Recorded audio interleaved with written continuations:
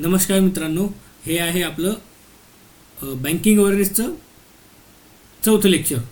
तर काल आपण बघितलं होतं, कालच्या लेक्चरमध्ये लास्ट लेक्चरमध्ये बघितलं होतं आपण एन पी एबद्दल डिटेलमध्ये बघितलं होतं की एन पी ए म्हणजे काय, एन पी एचे रिझन्स कुठले आहेत, फायनान्शियल रिझन बघितले, नॉन फायनान्शियल रिझन बघितले. त्यानंतर आपण बघितलं की फायनान्शियल रिझनमध्ये कुठले कुठले अकाउंट येतात. फायनान्शियलमध्ये आपण बघितलं ओव्हरड्राफ्ट अकाउंट बघितलं, कॅश क्रेडिट अकाउंट बघितलं, सोबत टर्म लोन अकाउंट बघितलं आणि KCC अकाउंट बघितलं. त्याच्या व्यतिरिक्त आपण नॉन फायनान्शियल रिझनमध्ये काही रिझन बघितले की एन पी ए कधी होऊ शकते नॉन फायनान्शियल रिझनमुळं.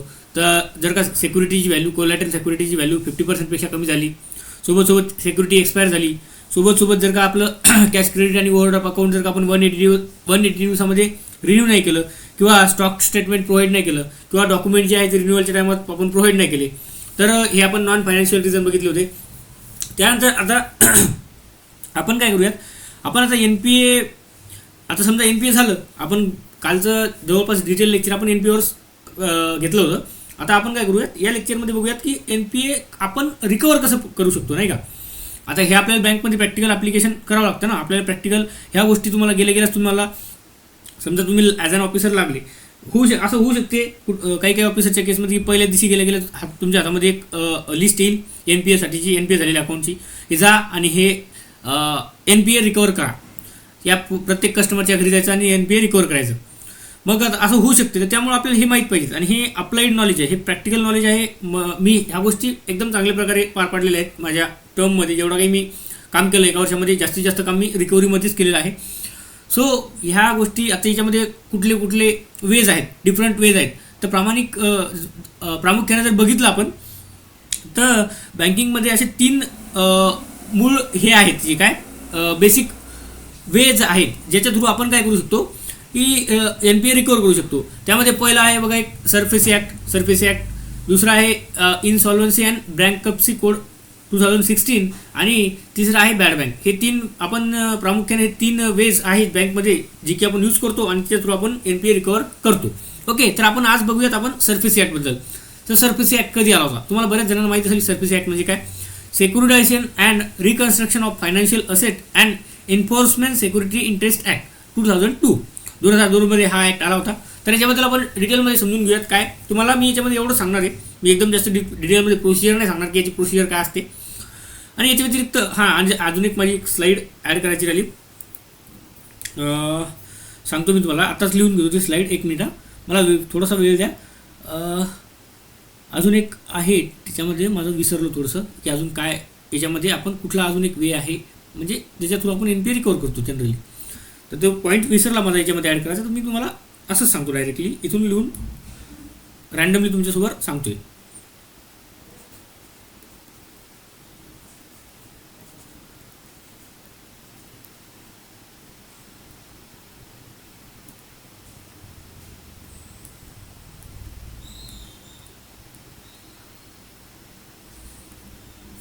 एक लोक अदालत म्हणून असते बघा, ते सांगतो मी तुम्हाला डिटेलमध्ये. आणि आता याच्यावर रिसेंटली याच्यावर क्वेश्चन म्हणजे माझा जो मित्र आहे, आम्ही डिस्कशन केलं होतं जेव्हा आमचा इंटरव्ह्यू होता दोघांचा पण IBPS POचा. तर आम्ही संध्याकाळच्या टायमाला रात्री 9 वाजता पूर्ण जे काही कंटेंट आहे ते रिवाईज करत होतो. तर त्याच्यामध्ये आम्ही डिस्कशनमध्ये हा पॉईंट डिस्कस केला, लोक अदालत, आणि त्याला दुसऱ्याच दिवशी इंटरव्ह्यूमध्ये हा क्वेश्चन विचारला. तर त्यांनी त्या समोरच्या पॅनलकडून त्याला अप्रिशिएशन मिळालं की तुला म्हणजे जसं यांनी विचारलं, पॅनलने विचारलं त्याला की लोक अदालत म्हणजे काय. तर त्यांनी डिटेलमध्ये सांगितलं की लोक अदालत काय असते, केव्हा होते, काय करावं लागतं, प्रोसिजर काय, सर्व गोष्टी आम्ही डिस्कस केल्या होत्या. कारण मला प्रॅक्टिकल अनुभव आहे आणि मी केलेली आहे गोष्ट. लोक अदालतमध्ये मी गेलेलो आहे, 2-3 वेळेस गेलेलो आहे. तर त्यामुळे मला माहिती होतं आणि मी त्याला सांगितलं आणि त्याने मग चांगल्या प्रकारे तिचा डिलिव्हर केल्यामुळे काय ते खुश झाले पॅनल त्याच्यावर की बाबा तुला या स्टेजला एवढी माहिती कसं काय आहे ना. तर अशा गोष्टी असतात. मी सांगतो लोक अदालतबद्दल मी सांगतो. आपण पहिले स्टार्ट करूयात सरफेसी ॲक्टपासून. सर सरफेसी ॲक्ट काय, securitisation and reconstruction of financial asset and enforcement of security interest act 2002. हा जो काही ॲक्ट आहे हा 2002 मध्ये आला होता. तो काय करतो, एम्पॉवर करतो बँकला. Securitisation and reconstruction of financial asset and enforcement of security interest act 2002 empowers bank and financial institution, empowers bank and financial institution to recover NPA. काय, to recover NPA without court intervention. म्हणजे हा जो आहे हा एक right आहे. काय बँकेचा हा राईट आहे, याला कुठल्याही प्रकारचं कोर्टचं अप्रुव्हल लागत नाही. जर का समजा एखादं अकाउंट मोठं अकाउंट आहे, NPA झालं, मोठं अकाउंट म्हणजे मोठा अकाउंट इन द सेन्स 1 लाखापेक्षा कमी असलं पाहिजे, ते जास्त असलं पाहिजे. 1 लाखावर हे अप्लाय होत नाही. ओके, तर SARFAESI ॲक्ट जो आहे तो 1 लाखापेक्षा जास्त अमाऊंटवर अप्लाय होतो. तर समजा एखादा बॉरोवर आहे, त्यानं लोन डिफॉल्ट केलं, त्याची जे काही 10 लाखाचं लोन घेतलं होतं, त्याची त्यानं कोलॅटरल सिक्युरिटी ठेवली होती. मग आता गहाण ठेवलं होतं त्यांना लोन NPA केलं. लोन NPA केल्यानंतर हा एक ॲक्ट आहे ज्याच्या थ्रू बँक ते लोन रिकवर करू शकते. मग ते त्याच्याकडे जी सिक्युरिटी आहे, गहाण ठेवलं आहे, मग ती जी काही प्रॉपर्टी असेल त्याच्यावर कब्जा करणं, या सिक्युरिटी ॲक्ट थ्रू ते बँक करू शकते, त्याच्यावर ॲक्शन घेऊ शकते. तर हा जो SARFAESI ॲक्ट आहे तो काय करतो, एम्पॉवर करतो बँकना, फायनान्शियल इन्स्टिट्यूशनना to recover NPA without court intervention. याच्यामध्ये कुठल्याही प्रकारचं कोर्टचं इंटरव्हेशन नसते. हां, कोर्टचं इंटरव्हेशन नंतर चालू होते जर समजा याच्यामध्ये खूप मोठी प्रोसिजर आहे बघा. प्रोसिजर एकदम मी याच्यामध्ये नाही सांगू शकत, कारण खूप मोठी एकदम जास्त प्रोसिजर आहे आणि मला जर का शिकवायचं झालं तर या SARFAESI ॲक्टवर पूर्ण एक लेक्चर घ्यावं लागेल. तर हे तुम्हाला इंटरव्ह्यूमध्ये जेवढं विचारतील फक्त तेवढं मी सांगत आहे याच्यामध्ये. तर त्याच्यामध्ये मग समजा यांनी ॲक्शन घेतल्यानंतर समजा बॉरोवर सॅटिस्फाईड नसला की बाबा मला थोडासा टाईम पाहिजे, मग तो कोर्टमध्ये जाऊ शकतो. नंतर ते कोर्टचं इंटरव्हेशन होते, पण तोपर्यंत तो कोर्टचं विदाऊट कोर्ट इंटरव्हेन्शन बँक त्याच्यावर ॲक्शन घेऊ शकते. ओके, तर हे एक माध्यम आहे, एक मीडियम आहे, याच्या थ्रू बँक काय करू शकते, लोन रिकवर करू शकते. ओके, त्यानंतर कमिटी कुठली आहे, तर कमिटी आहे नरसिम्हन कमिटी. काय नरसिम्हन कमिटी आहे. दुसरे अंध्या अर्जुना कमिटी. 2 कमिटीचे हे नाव लक्ष ठेवा, कमिटीमध्ये कुठले कुठले मेंबर होते. तर नरसिम्हन कमिटी एक आहे आणि अंध्या अर्जुना कमिटी पण याच्याच रिलेटेड आहे, कशाच्या, SARFAESI ॲक्टच्या. आता हे जनरली तुम्हाला कुठेच बघायला मिळत नाही, नरसिम्हन कमिटी, अंध्या अर्जुना कमिटी. हे मी थोडंसं जास्त रिसर्च केलेलं आहे याच्याबद्दल, थोडंसं बँकिंग अवेअरनेसबद्दल थोडा जास्त पहिल्यापासूनच माझा इंटरेस्ट राहिलेला आहे. तर त्यामुळं मला ह्या गोष्टी मी याच्यामध्ये थोडंसं डीप सर्च करायचा प्रयत्न करतो आणि मला ह्या गोष्टी तिथून मिळाल्या आहेत. Under SARFAESI Act, action can be initiated by authorized officer of the bank, which can be minimum scale 4 officer.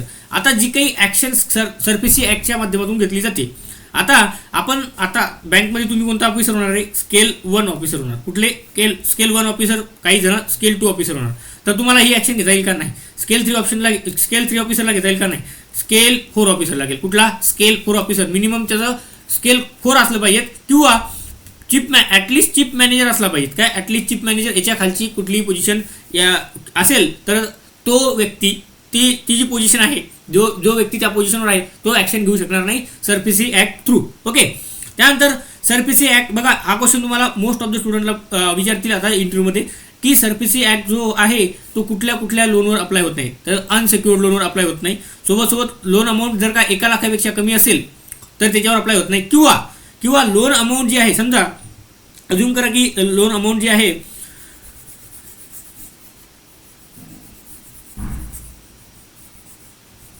काय म्हटलो मी आता, की कुठल्या याच्यावर SARFAESI ॲक्ट अप्लाय होत नाही, तर अनसिक्युअर्ड लोन. दुसरा आहे की 1 लाखापेक्षा कमी लोन अमाऊंट असेल तर त्याच्यावर होत नाही. आणि समजा 10 लाख रुपये लोन घेतलं तुम्ही, काय केलं, 10 लाख हे लोन घेतलेलं आहे, त्याच्यापैकी तुम्ही 8 लाख हे परतफेड केली आहे. काय 8 लाखाचं लोन परतफेड केली आणि 2 लाख रुपये बाकी राहिले. काय 2 लाख हे बाकी राहिले.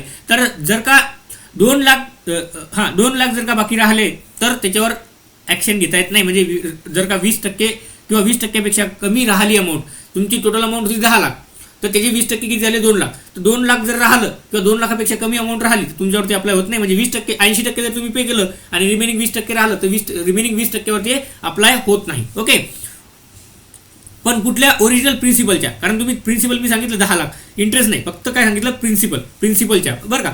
प्रिन्सिपल जे काही प्रिन्सिपल आहे, म्हणजे जे काही तुम्ही घेतलेलं आहे लोन, किती 10 लाख, 10 लाखाच्या 80% तुम्ही रिपे केलं आणि 20% राहिलं तर त्याच्यावर अप्लाय होत नाही.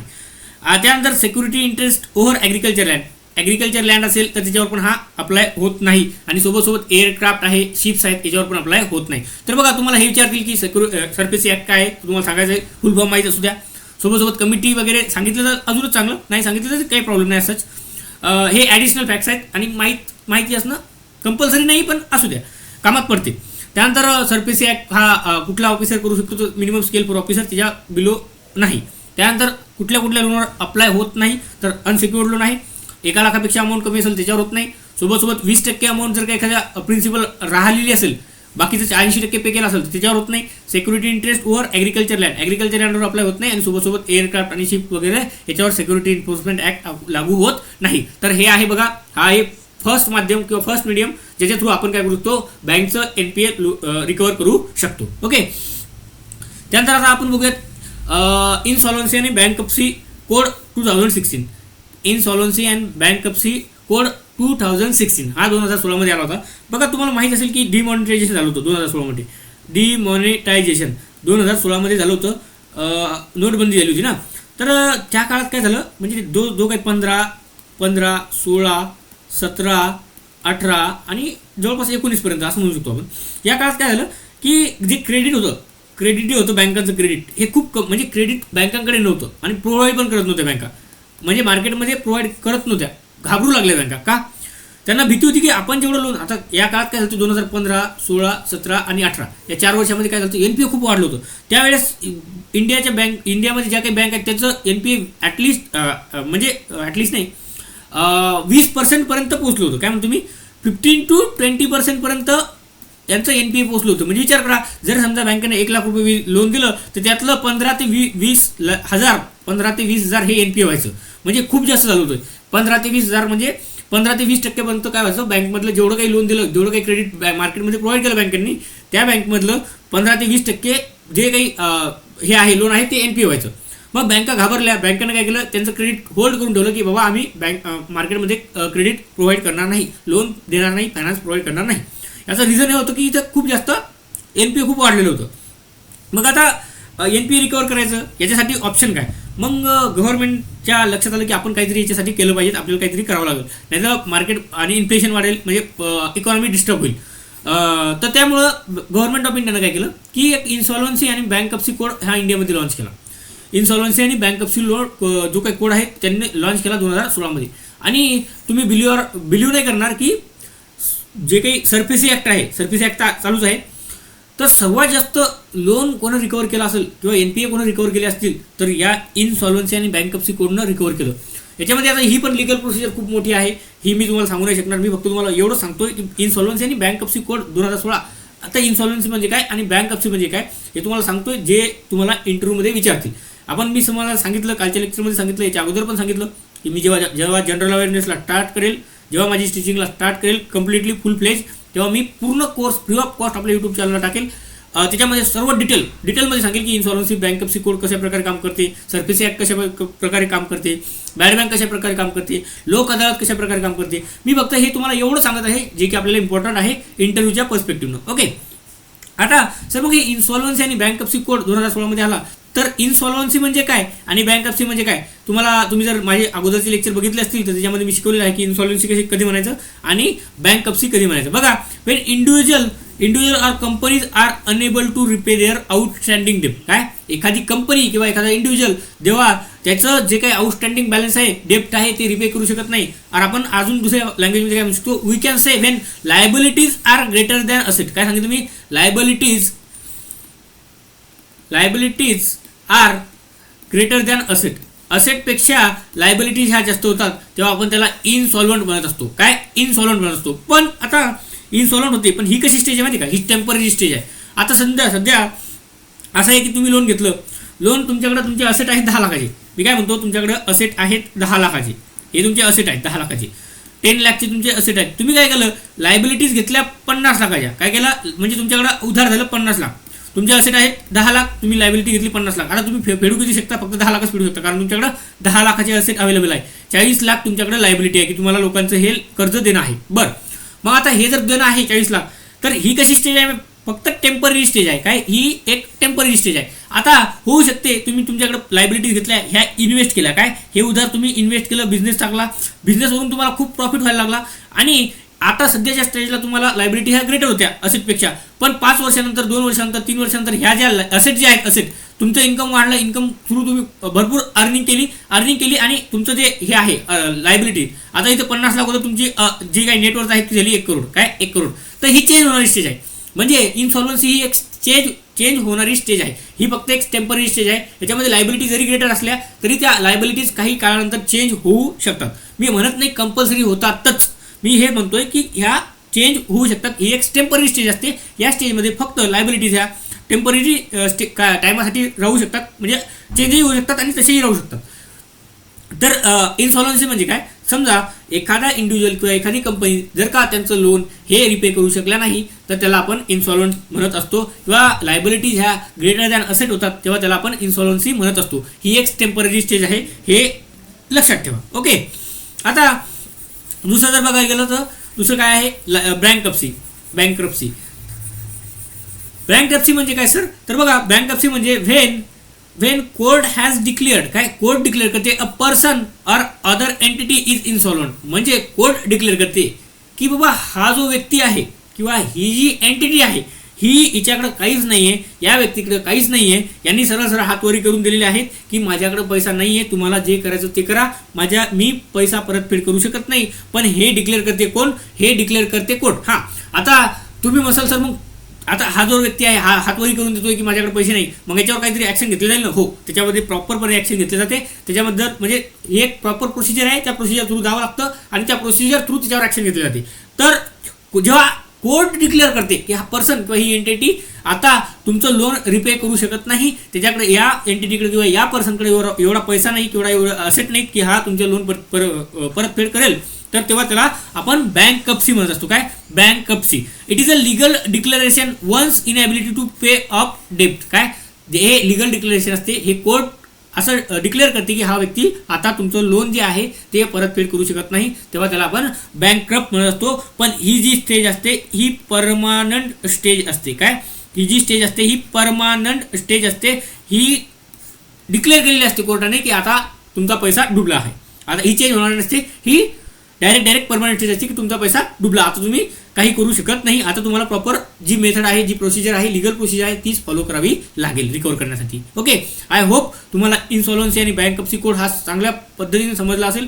आणि जो म्हणजे त्या काळात त्या टायमात 2017-18 मध्ये जेव्हा हे आला होता कोड, 17, 18, 19, 20 मध्ये या 4 वर्षात भयंकर रिकव्हरी करून दिली या कोडनी. हा कोड डिटेलमध्ये मी तुम्हाला सांगेल जेव्हा आपला बँकिंग वगैरेचा कोर्स येईल कशा पद्धतीने ते वर्क करते. ओके, आता बघा तिसरा पॉईंट आहे बॅड बँक.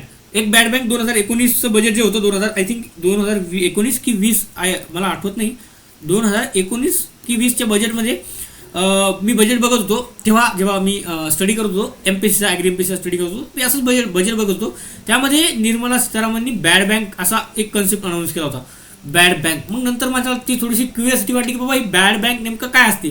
तर मी काय केलं, ते बॅड बँकबद्दल रिसर्च केला थोडासा. तर गव्हर्नमेंटने त्यावेळेस काय केलं होतं की एक बॅड बँक नावाचा कन्सेप्ट आणला होता. आणि बॅड बँक हा कशासाठी आणला होता, तर बॅड बँक हा कन्सेप्ट, बॅड बँक म्हणजे काय, बॅड बँक म्हणजे NPA रिकव्हरी करण्यासाठी सरकारनं स्थापन केलेली बँक. काय म्हणतो मी, एक स्लाइड ॲड करू द्या मला.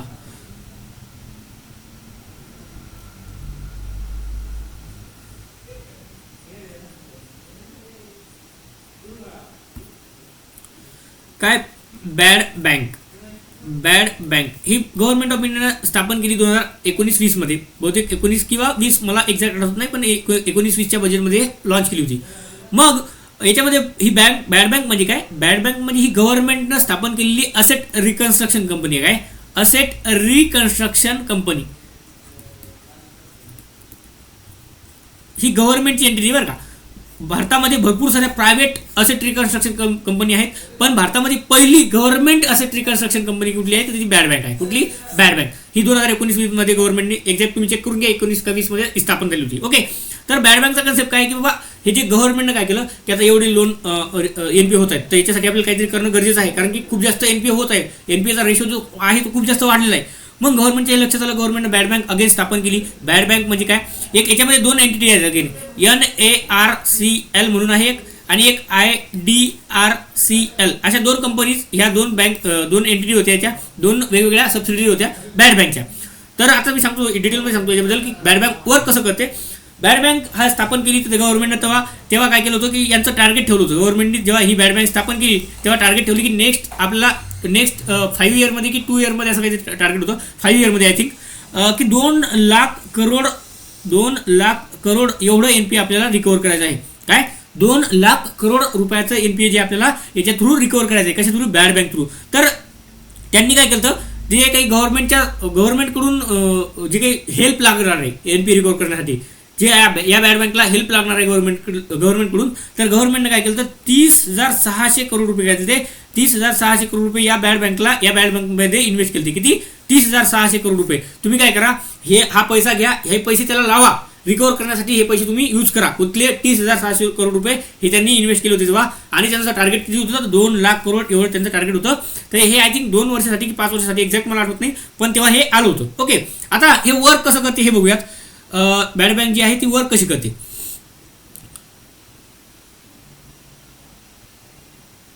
आता याच्यामध्ये एक आहे NARCL. Okay, NARCL, national asset reconstruction company limited. काय? National asset reconstruction company limited. तर ही एक आली आणि सोबत एक होती IDRCL, India debt resolution company limited. India debt resolution company limited. तर अशा या 2 ज्या सबसिडीज होत्या कशाच्या? बॅड बँकच्या. आता ही बंद झाली बरं का. आता ही रिसेंटली इंडिया गव्हर्नमेंटने ही काय केली? बंद केली. कुठली? IDRCL बंद केली. आता फक्त NARCL वर्क करत आहे, एक्झिस्ट करते. बरं सर, आता NARCL आणि टोटल जी आपण बॅड बँक म्हणतो ही वर्क कशी करते बघा. आता एक एक्झाम्पल आहे सेंट्रल बँक ऑफ इंडिया. समजा सेंट्रल बँक ऑफ इंडिया ही आहे NARCL. अगोदर वर्क कशी करायची सांगतो बरं का. आता ही सध्या बंद पडली, सध्याचा विचार नका करू, अगोदर कशी वर्क करायची. आणि ही एक आहे IDRCL. काय?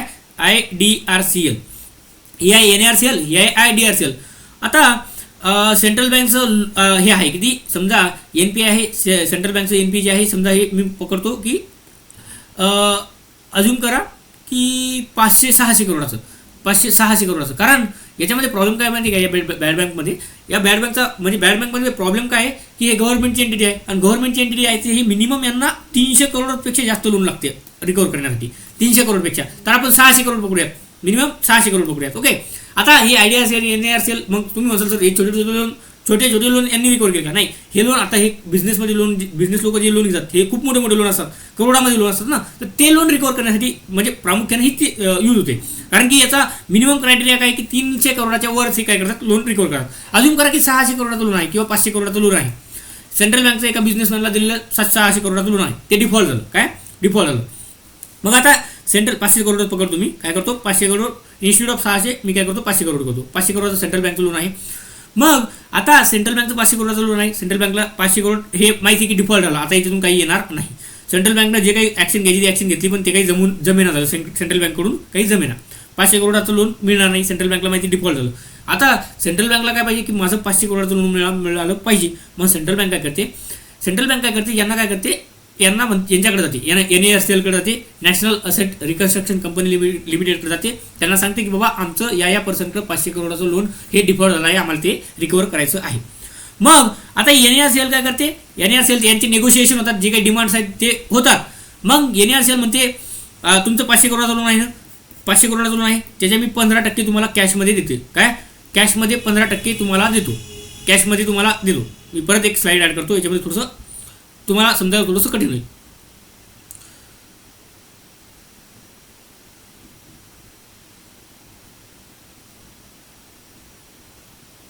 हां, आता ही काय? ही CBI central bank of India, he NARCL आणि हे IDRCL. ओके, आता सेंट्रल बँकनं सांगितलं की माझं 500 करोडाचं लोन जे आहे ते डिफॉल्ट झालेलं आहे. याच्याकडे गेले NARCL कडे, यांना सांगितले, यांचे नेगोशिएशन झाले. यांचे यांच्या जे काही या सेंट्रल बँकचे काही डिमांड आहेत त्या यांनी मान्य केल्या, आणि यांच्या डिमांड यांनी मान्य केल्या, आणि यांच्या डिमांड यांनी मान्य केल्या. ओके, तर NARCL काय म्हणते की याचा एक स्टँडर्ड कन्सेप्ट आहे बरं का. NARCL काय करते? यांना 15%, 15×5 = 75, म्हणजे 75 करोड काय आम्ही तुम्हाला कॅशमध्ये देऊ. किती? सेंट्रल बँकला सांगते की 75 करोड आम्ही तुम्हाला कॅशमध्ये देऊ. ओके, 75 करोड आम्ही तुम्हाला कॅशमध्ये देऊ. मग हे काय करते? 15% बरं का, 15% असते. 100 पैकी 15% त्यांना कंपल्सरी कॅशमध्ये द्यावं लागते. NARCL काय करते? त्यांना 15% म्हणजे 500चे 15% किती? 75. 15×5 = 75 करोड काय करते? यांना कॅशमध्ये देते. कोणाला? CBIला. आणि नंतर सांगते हे तुम्हाला आम्ही 15% दिलेले आहेत, तर 100% रिकवर झालं. तर आता त्यांचे नेगोशिएशन झाले, त्यांचं काही डील झाली की आम्ही जर 500 करोड समजा सेंट्रल यांची डील झाली काय, 500 करोड जर तुम्ही रिकवर करून दिलं तर आम्ही तुम्हाला 100 करोड रुपये देईल. कोणाला? NARCLला भेटतील. सेंट्रल बँकमध्ये तुम्ही जर का 500 करोड रिकवर केलं तर आम्ही तुम्हाला 100 करोड देईल. म्हणजे असे त्यांचे नेगोशिएशन होतात, त्यांचे डिमांड जे काय आहे ते त्याच्या फुलफिल ते म्हणजे होतात, आणि ते नेगोशिएशन होतात, आणि ती डील फायनल होते. मग हे काय करते? NARCL काय करते की जे काही 500 करोडाचं लोन आहे त्याच्यापैकी त्यांना सांगते स्टँडर्ड प्रोसिजर आहे बरं का, 500 करोडापैकी आम्ही तुम्हाला 15% कॅशमध्ये देतो, म्हणजे 75 करोड आम्ही तुम्हाला कॅशमध्ये देतो. आणि बाकीचं जे काही लोन रिकवर होईल त्यासाठी आम्ही काय करतो, तुम्हाला एक रिसिप्ट देतो. काय करतो, एक रिसिप्ट देतो की ही जी रिसिप्ट आहे लोन रिकवर झाल्यानंतर आम्ही काय करू, तुम्हाला ही जी रिसिप्ट आहे आम्ही गव्हर्नमेंटला देऊ. ही रिसिप्ट आहे की किती लोन आमच्याकडून रिकवर होईल, किती लोन आमच्याकडून रिकवर होईल, जेवढं लोन आमच्याकडून रिकवर झालं आम्ही ते गव्हर्नमेंटला पाठवू, रिसिप्ट गव्हर्नमेंटला पाठवू. मग गव्हर्नमेंट समजा आमच्याकडून जर का 500 करोड रिकवर नाही झाले, तर जे काही रिमेनिंग अमाऊंट राहील ती गव्हर्नमेंट ऑफ इंडिया काय करेल, तिकून त्यांच्याकडून देईल. ओके, म्हणजे कोणाला, NARCL ला. कारण NARCL लॉसमध्ये जाणार नाही ना, कारण या NARCL 75 करोड याला दिली, रिस्क घेतली आहे. तर मग हे काय करते, रिसिप्ट असते, एक रिसिप्ट म्हणून लिहून देतात ते. पण 75 करोड म्हणजे 15% त्यांनी काय दिले, कॅशच्या फॉर्ममध्ये दिले, आणि 75 करोड हे रिसिप्टच्या फॉर्ममध्ये त्यांना NARCL गव्हर्नमेंट ऑफ इंडियाकडे पाठवले की आम्ही यांना 75 करोड रुपये दिलेले आहेत आणि रिमेनिंग अमाऊंट जी आहे ती आम्ही रिकवर करत आहे. जर समजा इन केस ती रिकवर नाही झाली, तर ती रिकवर नाही झाली एवढी अमाऊंट, 500 करोडाची 500 करोड रिकवर नाही झाली, अजून करा की 500 करोडातले 300 करोडच रिकवर झाले. मग 300 करोड रिकवर झाले तर यांनी की सांगितले होते एवढे आम्ही 500 करोड रिकवर करून देऊ, तर 200 करोडाचा लॉस जो आहे ते गव्हर्नमेंट ऑफ इंडिया काय करते, NARCL भरून देते. काय करते, NARCL ला भरून देते. कोण, गव्हर्नमेंट ऑफ इंडिया. ओके, तर आता बघा काय सांगितलं, CBI काय केलं, सांगितलं NARCL ला की आमचं एवढं 500 करोडाचं लोन आहे ते डिफॉल्ट झालं, आम्हाला रिकवर करायचं. NARCL काय केलं की 75 करोड त्यांना कॅशमध्ये दिले आणि रिमेनिंग 75 करोड जे आहे ते रिसिप्टच्या फॉर्ममध्ये गव्हर्नमेंट ऑफ इंडियाकडे पाठवले. तर आता हे फायनल झालं. मग आता हे यांच्यासोबत फायनल झालं, मग यांनी कॉन्ट्रॅक्ट घेतला, कोणी, NARCL फायनल डील केली. आणि मग हे NARCL फक्त डील फायनल करत असते बरं का, डील फायनल करते. आणि नंतर IDRCL जी आहे, ही जी IDRCL आहे ही काय करते, तिच्यावर कब्जा करायचं काम करते. काय, जे काही असेट आहेत, जे काही त्या माणसाची प्रॉपर्टी आहे, जे काही कोलॅटरल सिक्युरिटी आहे ती त्याच्या हातात घेते, मग ती विकते. मग भले समजा तुम्ही म्हणाल सर एखादी पडकी बिल्डिंग आहे, मग पडकी बिल्डिंग आहे ते काय करते, या बिल्डिंगला रिकवर करते, रिकन्स्ट्रक्शन करते, नवीन फ्लॅट वगैरे बनवणे किंवा बिझनेस वगैरे तिथे स्थापन करणे आणि लोकांना भाड्यानं देणे, त्यातून ते रिकवर करते. आणि मग काय करते, हे रिकवर केलं पूर्ण काय करते, जेवढं रिकवर जर झालं तर मग हे जेवढं रिकवर झालं ते सांगते गव्हर्नमेंट ऑफ इंडियाला की एवढं रिकवर झालं. आणि जे रिमेनिंग समजा पूर्णच्या पूर्ण रिकवर नाही झालं तर गव्हर्नमेंट ऑफ इंडिया IDRCL सांगते त्यांना, बॅड बँक सर दोन्ही मिळून कंबाईन मिळून की गव्हर्नमेंट ऑफ इंडियाला सांगते की एवढं लोन रिकवर झालं आणि एवढं लोन नाही रिकवर झालं. समजा पूर्ण रिकवर झालं तर मग जो काही कॉन्ट्रॅक्ट त्यांच्यामध्ये फायनल झाला होता CBI मध्ये, NARCL मध्ये, तर ते त्यांच्या कॉन्ट्रॅक्टनुसार ते चालतात.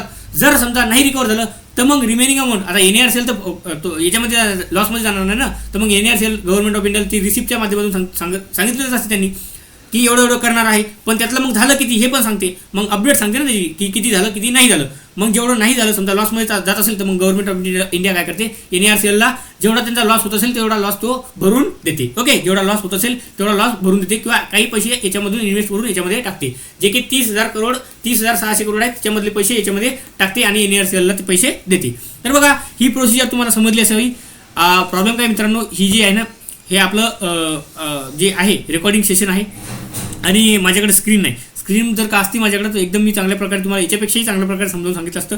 आय होप तरी मी माझं बेस्ट देतोय, 100% देतोय की तुम्हाला कन्सेप्ट चांगल्या वेळी क्लिअर व्हावे. ओके, तर मी तुम्हाला एक ओव्हरऑल तरी सांगतो, आयडिया वरतून एकदा ओरली रिवाईज करून देतो की काय नेमकी प्रोसिजर कशी आहे.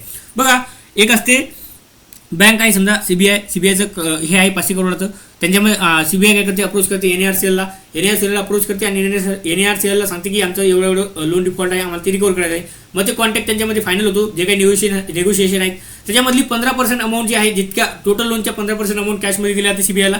रिमेनिंग अमाऊंटचे रिसिप्टच्या फॉर्ममध्ये गव्हर्नमेंट ऑफ इंडियाला सांगितलं जाते की आम्ही एवढं लोन घेतला आहे रिकवर करायला.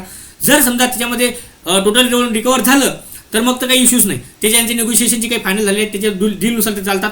जर समजा ते रिकवर नाही झालं तर गव्हर्नमेंट ऑफ इंडियाला सांगते की आम्ही एवढं लॉसमध्ये गेलो आहे, तर गव्हर्नमेंट ऑफ इंडियाने जो काही फंड क्रिएट केला आहे 30,600 करोड ते त्याच्यामधून ते पैसे त्यांना देतात. तर अशा पद्धतीनं हे NARCL किंवा बॅड बँक हे वर्क करत असते. आता सध्या करंटली फक्त NARCL एक्झिस्ट करते, आता IDRCL एक्झिस्ट करत नाही. NARCLचं काम काय, कॉन्ट्रॅक्ट वगैरे साईन करणं, आणि IDRCLचं काम काय होतं तर ते होतं की रिकवर करणं, जाऊन त्याच्यावर ॲक्शन घेणं आणि जे काही तुमच्याकडे सिक्युरिटी असेल, जे काही त्यांचे कोलॅटरल सिक्युरिटी तुमच्याकडे आहे, घर आहे, बिल्डिंग आहे, लँड आहे, ती विकणं आणि त्याच्यावर नवीन कन्स्ट्रक्शन करणं, त्याच्यातून जे काही रिकव्हरी करणं आणि ते गव्हर्नमेंटला पोहोचवणं किंवा NARCL बॅड बँककडे जमा करून घेणं आणि नंतर जे काही अमाऊंट राहिलेली रिमेनिंग अमाऊंट आहे ती गव्हर्नमेंटकडे देणं. मग गव्हर्नमेंट काय करेल, तिच्या या CBIला रिमेनिंग अमाऊंट देऊन देईल. तर अशा पद्धतीने ही सिंपल प्रोसिजर आहे. थोडीशी सांगण्यामध्ये मी थोडंसं तुम्हाला एकदम जास्त डीप घेऊन गेलो की कशा प्रकारे करतात, एवढं डिटेल ॲक्च्युली गरज नाही तुम्हाला सांगायची, पण तुम्हाला एक ब्रीफ आयडिया आली असेल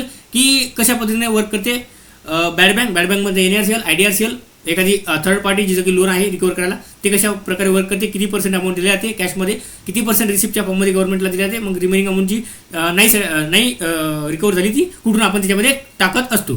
तर अशा पद्धतीने ही प्रोसिजर आहे, स्टँडर्ड प्रोसिजर. बघा याच्यामध्ये दिलं आहे commercial bank loan good asset काय NPA हे NARCL आलं पहिलं, नंतर IDRCL रिकवर केलं आणि रिअलाइज अमाऊंट जी काय झाली ती IDRCLनं कलेक्ट केलेली ती गव्हर्नमेंट ऑफ इंडियाकडे जात असते आणि मग जे काही समजा जे नेगोशिएशन झाले त्याच्यानुसार ते चालत असते. Okay, I hope he procedure तुम्हाला समजली असेल. त्यानंतर आपण बघूया एक आहे लोक अदालत. लोक अदालत आहे बघा. लोक अदालत जी आहे ती फक्त 20 लाखाचं लोन जे असते 20 लाख मॅक्झिमम अमाऊंट जी आहे ती 20 लाखपर्यंत जिच्यामध्ये आपण जर का समजा एखादं लोन 20 लाखापर्यंत लोन असेल आणि ते अकाउंट NPA झालेलं असेल तर तिथपर्यंत लोक अदालत ॲप्लिकेबल आहे. म्हणजे लोक अदालत थ्रू आपण फक्त 20 लाखापर्यंतच लोन रिकवर करू शकतो. ओके, सरफेसी ॲक्ट थ्रू पण आपण 20 लाखापर्यंतच लोन रिकवर करू शकतो. ओके, काय म्हटलं मी, लोक अदालत आणि सरफेसी ॲक्टमध्ये आपण फक्त मॅक्झिमम अमाऊंट 20 लाखापर्यंत आपण तो लोन रिकवर करू शकतो सरफेसी ॲक्ट आणि लोक अदालत थ्रू. बाकी मग मोठे अमाऊंट असतील तर मी सांगितलं बॅड बँक आणि इन्सॉल्वन्सी आणि बँकरप्सी कोड असतो. ओके, आता 20 लाखापर्यंत मॅक्झिमम अमाऊंट आपण लोक अदालत थ्रू करू शकतो आणि मिनिमम त्याला 1 लाख रुपये लागतात. काय ते मिनिमम 1 लाख असलं पाहिजे. मिनिमम 1 लाखापेक्षा कमी हे ॲप्लिकेबल नाही कुठले लोक अदालत आणि सरफेसी ॲक्ट आणि बाकीचे पण समजा. तर बघा आता लोक अदालत म्हणजे काय असते बघा, एक अदालत तुम्हाला नॉर्मल माहिती असेल की कोर्ट आपण जेव्हा एखादी केस असली तर आपल्याला कोर्टमध्ये जावं लागते, तसंच असते. हे दर 3 महिन्याला होत असते. काय ती प्रत्येक 3 महिन्यातून एकदा ही लोक अदालत भरत असते, प्रत्येक 3 महिन्याला. तर याच्यामध्ये काय असते, वन टाइम सेटलमेंट म्हणून असते. काय वन टाइम सेटलमेंट नावाची स्कीम असते. One time settlement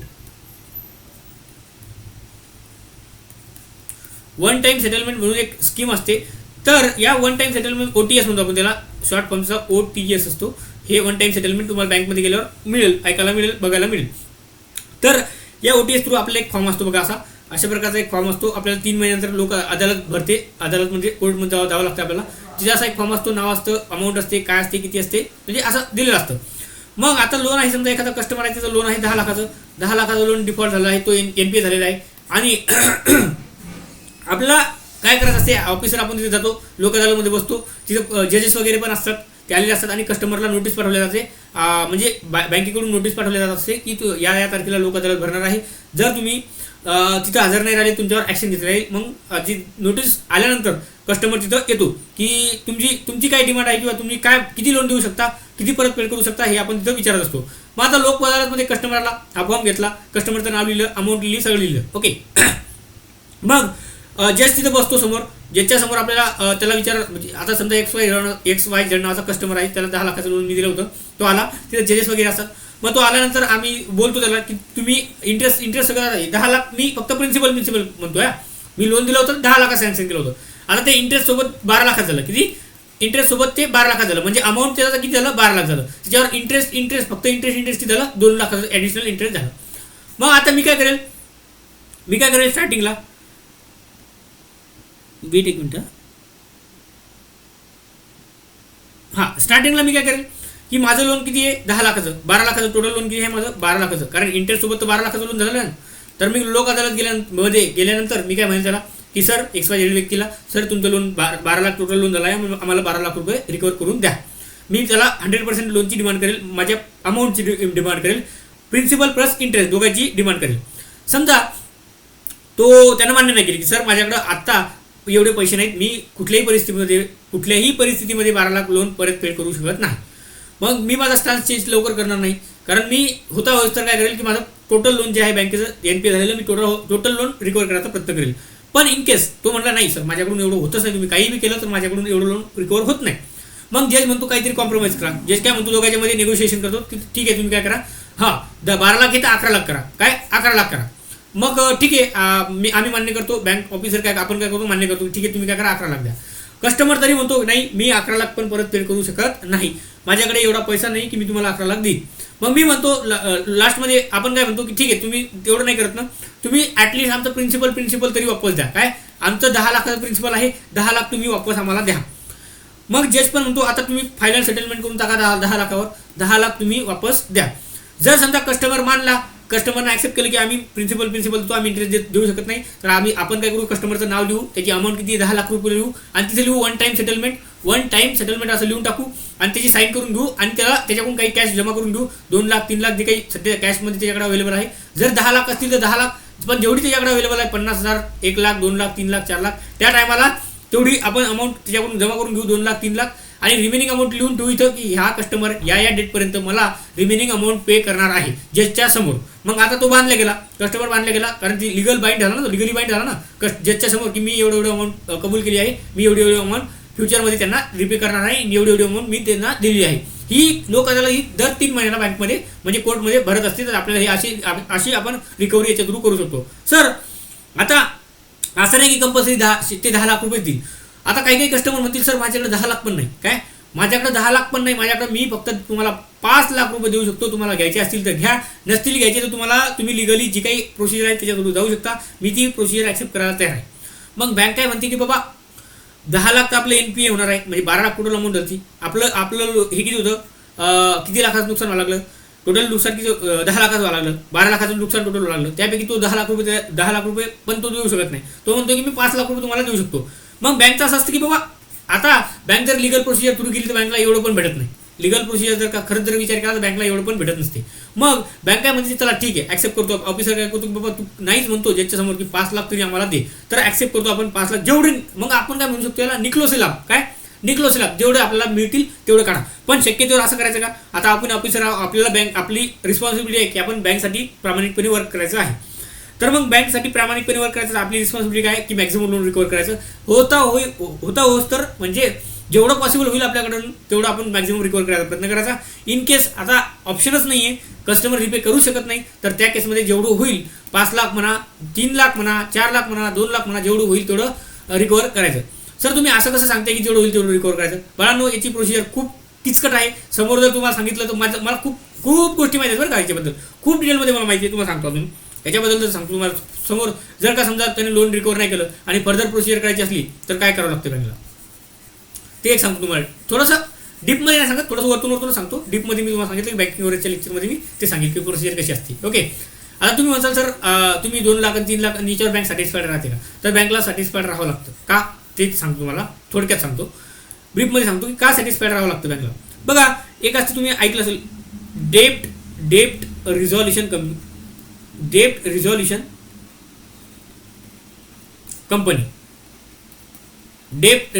company DRT म्हणतो आपण त्याला, काय DRT, आणि एक असते ड्राफ्ट DRAT, डेप्ट रिझॉल्युशन असेट रिकन्स्ट्रक्शन कंपनी, असं काहीतरी असते. म्हणजे हे कोर्ट असते, लक्षात घ्या, हे कोर्ट असते. सरळ हे काय असते, NPA रिकवर करण्यासाठीचं असलेलं कोर्ट असते. काय कोर्ट असते. मग आता समजा त्यांनी आपल्याला 10 लाख दिलेच नाही, आपण डिमांड करतो की 10 लाख पाहिजे, तो म्हणतो मी 5 लाख देतो, पण आपण काय केलं त्याच्याकडे 5 लाख घेतले नाही, 10 लाखाची डिमांड केली. मग ती केस जाते याच्यामध्ये, कशामध्ये, डेप्ट रिकव्हरी ट्रिब्युनलमध्ये. सॉरी कंपनी नाही घ्या, सॉरी डेप्ट रिझॉल्युशन कंपनी नाही, एकच मिनिट, याला करेक्शन करू द्या मला, सॉरी माझी चुकी आहे. डेप्ट रिकवरी ट्रिब्यूनल, मैं थोड़ा भावनाओं में बह गया था. ट्रिब्यूनल, ओके, डेप्ट रिकवरी ट्रिब्युनल असते आणि डेप्ट रिकवरी असेट रिकन्स्ट्रक्शन ट्रिब्युनल असं काहीतरी याचा फुल फॉर्म मला एक्झॅक्टली आठवत नाही, तुम्ही सर्च करून घ्या. ओके, डेप्ट रिकवरी ट्रिब्युनल हे कोर्ट असते. काय म्हटलं, दोन्ही पण कोर्ट असतात. हे समजा हे याला मी कन्सिडर करतो हायकोर्ट, काय याला मी कन्सिडर करतो हायकोर्ट, आणि हे जे असते हे सुप्रीम कोर्ट, याला काय म्हणतो, सुप्रीम कोर्ट म्हणतो मी याला, काय सुप्रीम कोर्ट. हे काय असते, हे असतं DRT असतं हायकोर्ट आणि DRAT असतं सुप्रीम कोर्ट. तर समजा आपण लोक अदालत थ्रू, आता लोक अदालत याला कन्सिडर करा कोर्ट, साधा आपलं कोर्ट, डिस्ट्रिक्ट लेवलचं कोर्ट नाही का, हे डिस्ट्रिक्ट लेवलचं कोर्ट, हे हायकोर्ट, आणि हे झालं सुप्रीम कोर्ट. ही एक हायरार्की आहे. समजा हे लोक अदालत झालं आपलं नॉर्मल कोर्ट, नंतर हे झालं आपलं हायकोर्ट, आणि हे झालं आपलं सुप्रीम कोर्ट. असं पद्धतीने हायरार्की असते. आपण त्यांना मान्य नाही केलं, आपण मान्य नाही केलं, मग ती केस जाते कशामध्ये, DRT मध्ये, डेट रिकव्हरी ट्रिब्युनलमध्ये जाते. मग याच्यामध्ये स्टँडर्ड प्रोसिजर असते, याला नॉर्मली खूप टाइम लागतो, याला खूप जास्त वेळ लागतो. मग खूप जास्त वेळ लागतो तर तेवढा पैसा मला सांगा, तेवढे 5 लाख रुपये जेवढे रिटर्न यायला लागले होते 5 लाख, तेवढे जर आपण फर्दर इन्व्हेस्ट केले तर तेवढी आपल्याला रिकव्हरी होईल 2-3 वर्षामध्ये. तर ते ही जे या ट्रिब्युनलमध्ये जाते. अगेन जर का इथं सॅटिस्फाईड नाही झाला कस्टमर तर नंतर इकडे जाते. तर हे खूप लेंथी प्रोसिजर आहे. तर हे एवढं केल्यापेक्षा बँक काय करते, ॲक्सेप्ट करते बाबा. आणि याच्यामधून पण याच्यामधून पण कस्टमरनं जर म्हणलं सर मी 5 लाखच हे देऊ शकतो, तर आणि या रिकव्हरी ट्रिब्युनल जर म्हणलं, या कोर्टनं जर म्हणलं की ठीक आहे 5 लाखच तुम्ही घ्या, तर आपल्याला बँकला ते मान्य करावं लागतं की 5 लाखामध्ये सॅटिस्फाईड व्हावं लागतं. मग बँक त्याच्यापेक्षा काय करते की बाबा मला जर समोर जाऊन जर का 5 लाख मिळणार असतील तर मी इथं लोक अदालतमध्येच 5 लाख घेतो ना, हे 5 लाख रुपये मी फर्दर इन्व्हेस्ट करतो दुसऱ्या याच्यामध्ये, तिथून मला अर्निंग होईल, तेव्हा मग माझा 1-2 वर्षाचा वेळ वाचेल, तिच्यामधून मला अर्निंग होईल, इंटरेस्ट भेटेल. तर मग बँक स्वतः याच्यामध्ये जात नाही, या फांद्यामध्ये पडत नाही. DRT मध्ये जा, DRAT मध्ये जा, याच्यामध्ये गेल्यापेक्षा लोक अदालतमध्ये जे काही मिळेल त्याच्यामध्ये सॅटिस्फाईड होतात, रिकव्हर करतात आणि आपल्या कामाला लागतात. तर अशा पद्धतीने प्रोसिजर आहे. आय होप हे सर्व तुम्हाला कळालं असेल. आणि मला एवढंही माहिती आहे, तुम्हाला काही थोडंसं वाटत असेल की सर खूप जास्त डीपमध्ये जातात, पण हे माहीत असणं गरजेचं आहे मित्रांनो. हे पेपर इंटरव्ह्यूमध्ये विचारतात, हे प्रॅक्टिकल नॉलेज आहे, हे अप्लाइड नॉलेज आहे. आणि मी तुम्हाला हेही सांगतो, हे तुम्हाला पेड बॅचमध्ये नाही, कुठंच मिळत नाही. हे अप्लाइड नॉलेज आहे आणि हे तुम्हाला इथं कुठली बॅच करा, कुठलेही क्लासेस करा, मला प्रॉब्लेम नाही.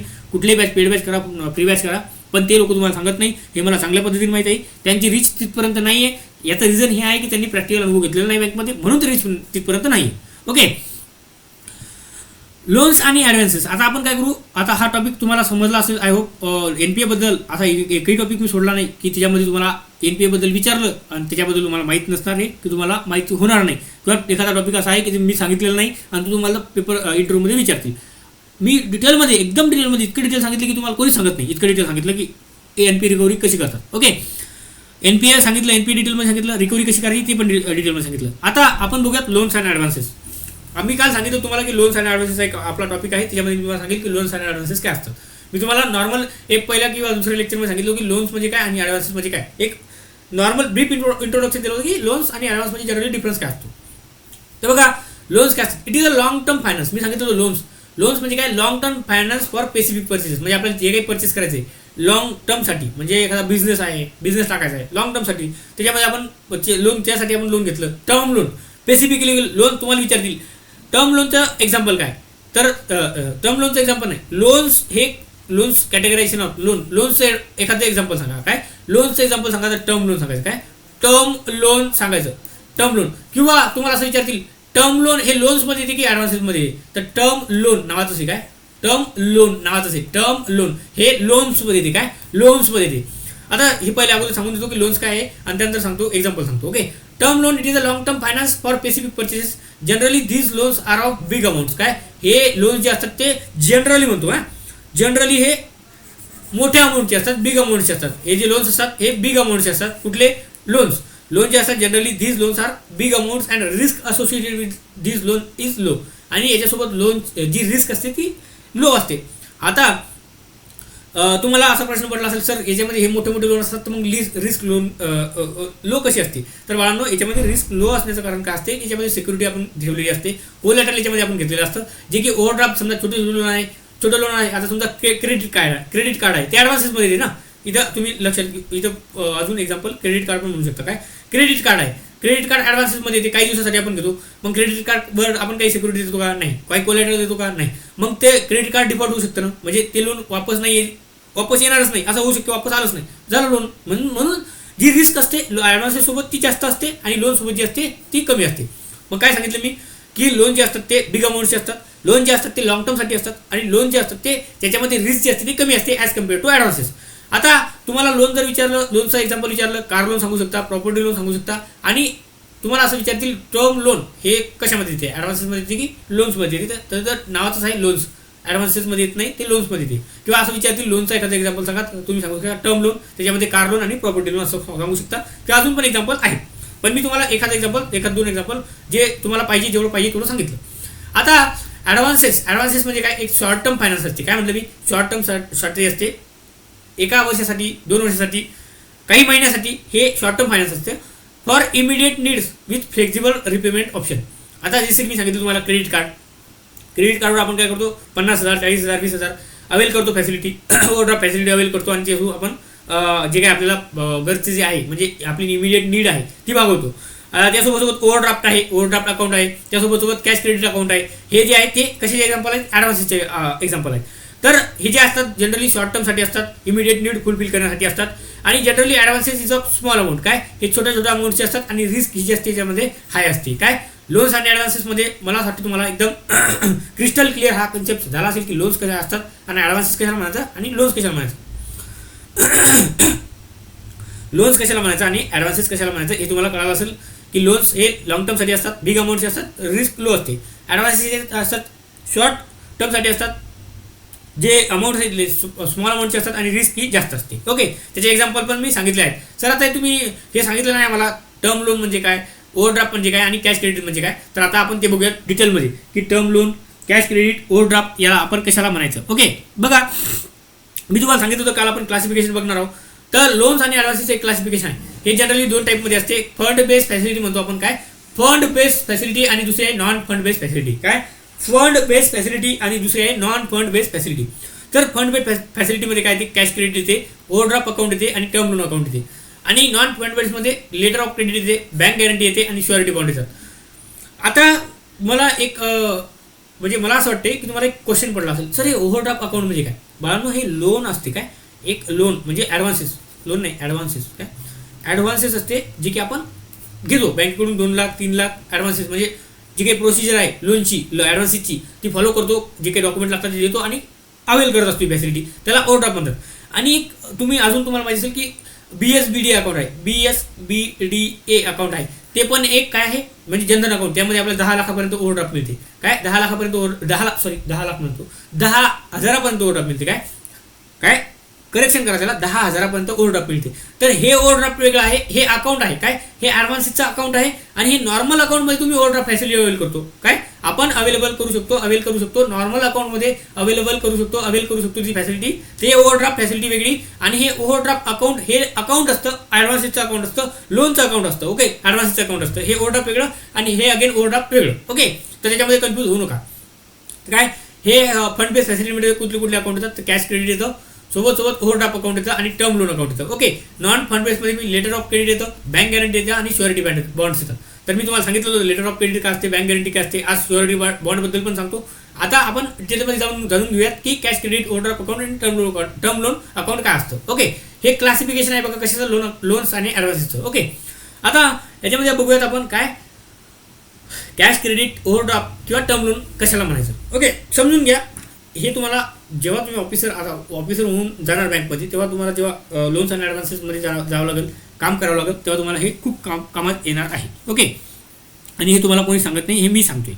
ओके, तर बघा डिफरन्स काय आहे कॅश क्रेडिट आणि टर्म लोनमध्ये. कॅश क्रेडिट ऑर ओव्हरड्राफ्ट आणि टर्म लोन.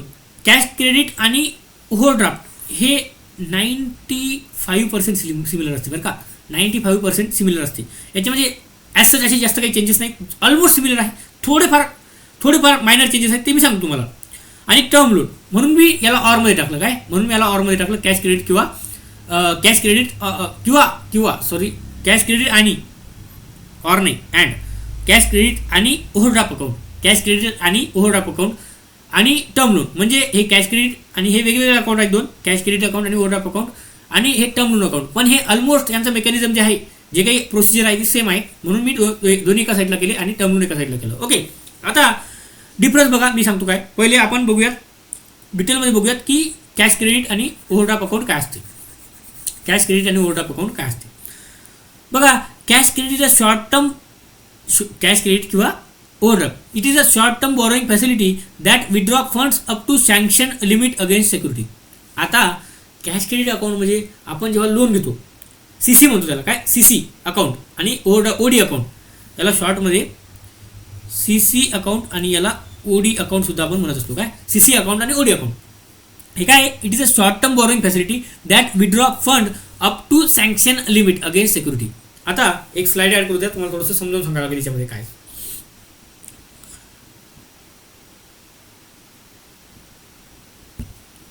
हे आहे CC आणि OD आणि हे आहे TL, याला आपण शॉर्टमध्ये टर्म लोन म्हणत असतो. ओके, आता तुम्ही काय केलं तुम्ही समजा मी एक्झाम्पल पकडतो की तुम्ही 2 लाखाचं सीसी किंवा ओडी घेतलं, सीसीओडी घेतलं, ओके, सीसीओडी घेतलं. तर आता ही सँक्शन लिमिट आहे किती, किंवा मी एक्झाम्पल तुम्हाला एक चांगलं एक्झाम्पल बनवण्यासाठी मी 10 लाख पकडतो बरं, 10 लाख पकडतो. 2च्या ऐवजी काय करतो मी 10 लाख पकडतो.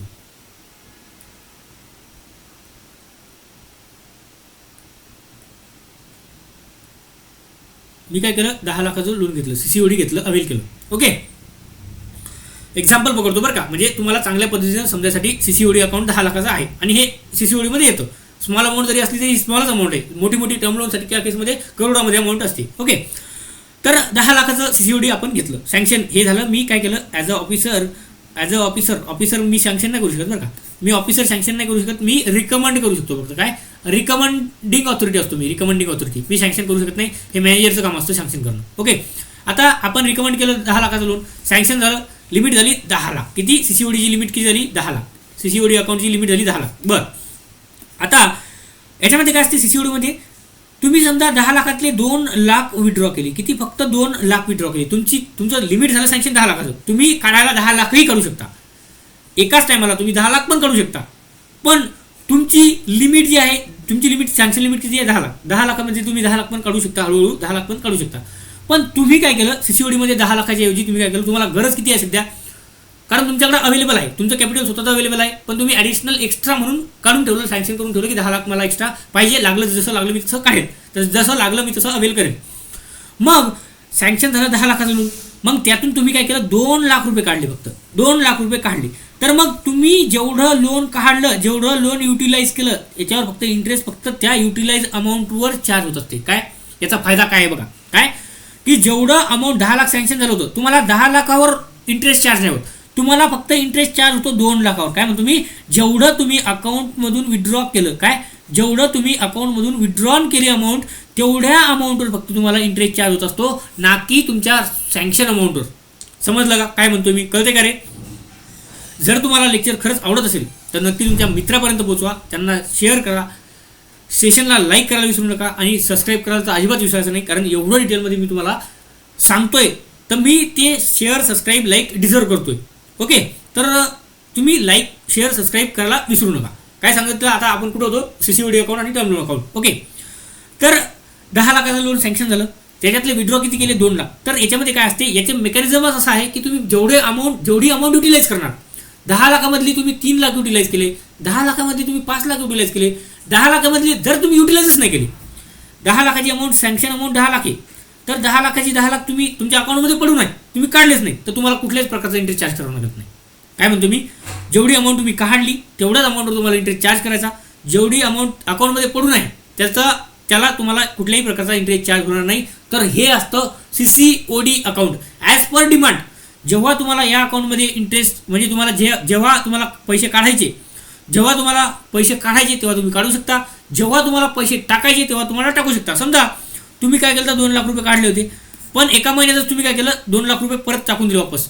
तर जेवढे दिवस तुम्ही समजा 1 महिना यूज केले, 30 दिवसाची यूज केली अमाऊंट, तर 30 दिवसामध्ये जेवढं इंटरेस्ट चार्ज होईल, 30 दिवसामध्ये जेवढी अमाऊंट यूज केली तेवढ्यावरच इंटरेस्ट चार्ज होईल. कारण की तुम्ही नेक्स्ट मंथमध्ये ती अमाऊंट परत वापस त्याच्यामध्ये टाकली आहे, त्याच्यामध्ये तुम्हाला कुठल्याही प्रकारचा इंटरेस्ट चार्ज होणार नाही. जी काही अमाऊंट तुम्ही विड्रॉ केली होती, तो कारण तुम्ही वापस त्याच्यामध्ये टाकून दिली, 30 दिवसासाठी युटिलाइज केली, फक्त 30 दिवसाचा इंटरेस्ट त्याच्यावर चार्ज होईल. तर हे असते बाळांनो सीसीओडी अकाउंट. आय होप तुम्हाला हे समजलं असेल की सीसीओडीचा नेमका नॉर्मल कन्सेप्ट काय आहे, ओव्हरऑल कन्सेप्ट काय आहे, एक आयडिया काय आहे की सीसीओडी अकाउंटमध्ये जेव्हा तुमची गरज आहे, जेव्हा तुम्हाला लागेल, as per your demand, as per your requirement, as per your needs, you can withdraw money and same you can deposit in the same way you can deposit money in your CCOD account whenever you needed it or whenever आपण काय म्हणू शकतो की जेव्हा आपल्याला withdraw करायचं तेव्हा आपण विड्रॉ करू शकतो, जेव्हा आपल्याला त्याच्यामध्ये डिपॉझिट करायचं तेव्हा आपण डिपॉझिट करू शकतो. याच्यामध्ये कुठल्याही प्रकारचे रेस्ट्रिक्शन नसतात, या अकाउंटमध्ये कुठल्याही प्रकारे बंधनं नसतात. तर हे तुम्हाला, आय होप तुम्हाला हे कळालं असेल की मला काय सांगायचं, की जेव्हा आपल्याला गरज आहे तेव्हा आपण काढू शकतो, जेव्हा आपल्याला टाकायचे त्याच्यामध्ये टाकू शकतो. आणि जेवढी सँक्शन अमाऊंट आहे, फक्त एवढं आहे की तुम्हाला एक पॉईंट याच्यामध्ये आहे की सँक्शन अमाऊंट किती आहे, 10 लाख. किती आहे रे, 10 लाख. तर 10 लाखाच्या वर तुम्ही अमाऊंट विथड्रॉ करू शकत नाही. फक्त तुम्ही मॅक्झिमम तुमची कॅप किती आहे, मॅक्झिमम लिमिट किती आहे, 10 लाख. तर तुम्ही 10 लाखापर्यंतच मॅक्झिमम विथड्रॉ करू शकता, 10 लाखाच्या वर विथड्रॉ करू शकत नाही. तर तुम्ही जसं तुम्हाला लागलं तसं विड्रॉ करा, जसं तुम्हाला डिपॉझिट करता येईल डिपॉझिट करा, पण तुम्ही 10 लाखापर्यंतच मॅक्झिमम याच्यामधून विड्रॉ करू शकता. आय होप तुम्हाला मी जे सांगितलं टर्म लोन आणि CCOD म्हणजे कॅश क्रेडिट आणि ओव्हरड्राफ्ट अकाउंट काय आहे हे मी सांगितलं, हे तुम्हाला कळालं असेल. आणि आता आपण बघूयात काय टर्म लोन. टर्म लोनचा कन्सेप्ट काय मग सर, तुम्ही CCOD सांगितलं, आता CCOD आम्हाला बऱ्यापैकी कळालं की CCOD काय असतं. आता आपण बघूयात टर्म लोन. ओके,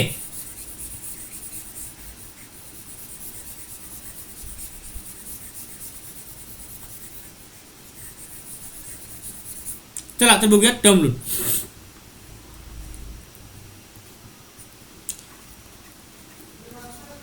टर्म लोनचा कन्सेप्ट आहे दुसरा.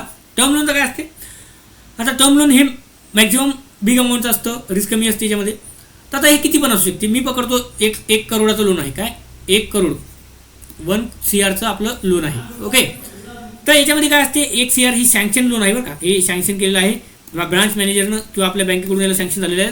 10 करोड 1 करोडाचं लोन, सॉरी 10 नाही 1 CRचं लोन याला सँक्शन झालं आहे. आपण रिकमेंड केलं होतं आणि ते सँक्शन झालं आहे 1 CRचं. मग आता याला काय असते, EMI असते बघा, याला असते EMI, याला असते एक EMI. याला समजा तुमचं 1 CRचं, मग याला EMI आहे की 50,000 रुपये पर मंथ, 50,000 रुपये पर मंथला याला EMI पे करायची आहे. किंवा पर मंथ म्हणा, किंवा EMI तुम्ही जशी घेतली तशी, हप्ता म्हणतो ना आपण, हप्ता नॉर्मली तुम्ही हा काय केला 50,000ची EMI जी आहे ती पर 3 मंथला घेतली तुमच्या याच्यानुसार बरं का. तुमची कपॅसिटी रिपेमेंट कपॅसिटी कशी आहे त्याच्यानुसार तुम्ही तो EMI घेतला. मग आता याच्यामध्ये कसं असते, टर्म लोनमध्ये तुमची 1 CRची लिमिट आहे, तर तुम्ही याच्यामध्ये तसं मेकॅनिझम नाही, जसं की ओव्हरड्राफ्ट आणि CCमध्ये तशी फॅसिलिटी नाही की तुम्ही जेवढं अमाऊंट घेतलं लोन घेतलं तेवढं युटिलाइज केलं त्याच्यावरच तुम्हाला इंटरेस्ट लागणार नाही. याच्यामध्ये काय असते, तुम्ही 1 CR घेतलं ना तर 1 CRवर टोटल तुम्हाला इंटरेस्ट चार्ज होणार. काय 1 CRवर तुम्हाला इंटरेस्ट चार्ज होणार. मग तुम्ही ते युटिलाइज करा, अगर करू नका. काय 1 CRचं लोन आहे, तुम्ही 2 वर्षासाठी लोन काढला आहे किंवा 5 वर्षासाठी लोन काढला आहे, तुम्ही 1 CRचं लोन युटिलाइज करा, अगर नाही करा बँकेला फरक पडत नाही. बँकेच्या अकाउंटमध्ये तुमचं पडून जरी राहिलं 1 CR तर तरी तुम्हाला याच्यावर इंटरेस्ट ॲप्लिकेबल असतो. काय इंटरेस्ट चार्ज होतो, इंटरेस्ट ॲप्लिकेबल असतो या अकाउंटमध्ये. आणि याच्यामध्ये त्याची फॅसिलिटी नाही की तुम्हाला जेव्हा लागेल तेव्हा तुम्ही काढू शकता, जेवढी अमाऊंट काढली त्याच्यावर तुम्हाला इंटरेस्ट चार्ज होईल. याच्यावर तुम्हाला कंप्लीट अमाऊंटवर इंटरेस्ट चार्ज होत असते आणि हे फिक्स टर्मसाठी असते. काय याचा फिक्स टेन्यूर असतो, त्याच्यासारखं नाही, याचा फिक्स टेन्यूर असतो. हे समजा तुम्ही 3 वर्षासाठी काढलं तर 3 वर्षानंतर तुम्हाला रिन्यू करायचं असेल तर 3 वर्षानंतर तुम्ही रिन्यू करू शकता. 5 वर्षासाठी काढलं तर 5 वर्षानंतर तुम्ही रिन्यू करू शकता. तर याचा फिक्स टेन्यूर असतो, 5 वर्ष 3 वर्ष 2 वर्ष 10 वर्ष असा फिक्स टेन्यूर असतो टर्म लोनचा. आणि इन केस ऑफ CCOD हे आपल्याला ॲन्युअली प्रत्येक वर्षाला रिन्यू करावं लागत असतं, कारण ते शॉर्ट टर्मसाठी असतं. ओके, तर हा झाला टर्म लोनचा कन्सेप्ट. मला असं वाटतं तुम्हाला समजलं असेल की नेमका डिफरन्स काय. त्या लोनमध्ये काय, जसं तुम्ही जेवढं अमाऊंट काढणार तेवढ्यावर तुम्हाला इंटरेस्ट चार्ज करावं लागणार. याच्यामध्ये तुम्ही जेवढं तुमचं सँक्शन लिमिट आहे त्याच्यावर तुम्हाला इंटरेस्ट चार्ज करावं लागणार. आणि याच्यामध्ये पण मॅक्झिमम तुम्ही विड्रॉ करू शकता, तर 1 करोडच विड्रॉ करू शकता, कारण तुम्हाला सँक्शन लोन 1 करोड झालेलं आहे तेवढं तुम्ही विड्रॉ करू शकता. तर ही बेसिक आयडिया आहे टर्म लोन कशाला म्हणायचं आणि CCOD कशाला म्हणायचं. ओके, तर आता आपण डिफरन्स बघूयात की काय डिफरन्स आहे याच्यामध्ये. It is a short term borrowing facility that withdraw up to fund sanction limit against the security. जेवढी काही सिक्युरिटी आहे त्याच्या अगेन्स्ट जेवढं लोन भेटलं आहे त्याच्या जेवढं आपल्याला सँक्शन झालं तेवढं आपण लिमिट त्याच्यामधून विड्रॉ करू शकतो. It is a fix loan amount provided for a specific period आणि रिपेड इन अ इन्स्टॉलमेंट, आणि इन्स्टॉलमेंटमध्ये रिपेड केला जात असते. त्यासोबत mainly use for finance working capital needs आणि लिक्विडिटी क्रंच. आता अजून एक हा महत्त्वाचा मुद्दा आहे. काय वर्किंग कॅपिटल म्हणजे काय सर, आणि लिक्विडिटी क्रंच काय. वर्किंग कॅपिटल काय असते बाळांनो, समजा तुम्ही एखादा बिझनेस चालू केला, समजा तुम्ही काय केलं बिझनेस चालू केला, एखादा छोटा मोठा बिझनेस चालू केला.